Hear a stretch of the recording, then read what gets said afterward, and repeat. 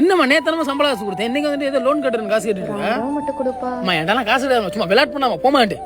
எரிச்சல் மச்சான். ஒன்னா என்ன தெரியுங்க மச்சான், கோச்சுக்காம ஒரு 1000 ரூபா கொடுறேன். உனக்கே தெரியும் 1ஆம் தேதியிலேருந்து 10ஆம் தேதி வரை நிறைய கமிட்மெண்ட் இருக்குடா. ஏடா டே, மாசம் முதல்ல கேட்டா கமிட்மெண்ட்னு சொல்றிய, மாச கடைசியில கேட்டா மந்த்ன்னு சொல்றிய, மதியான சாப்பாட்டுக்கு நல்ல ஹோட்டல்ல தெரிய, மாதந்தோறும் ஆளை கூட்டிட்டு தியேட்டருக்கு போறிய, மாசம் ஆனதும் கலட்டி விட்டு போறிய.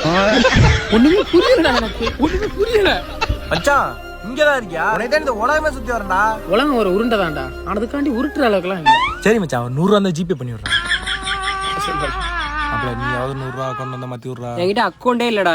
நோட்டா செலவு பண்றியடா. அங்க கேட்டாதான்டா இல்லன்னு கையை வச்சிருக்கிய. உன் ஃப்ரெண்ட் ரஹீம் இருக்கான்ல, அவனுக்கு கால் பண்ணி தாடா, நான் கிட்ட தருவான்டா அவன். உங்களிடம் சரியான ரீசார்ஜ் திட்டம் இல்லை. அப்பல ஓபனா கொடுமாப்ல. போன் என் பொண்டாடி மாதிரி யாருக்கும் தர மாட்டேன். அப்ப சர்வீஸ் யார் பண்றா? ஒரு கேள்வி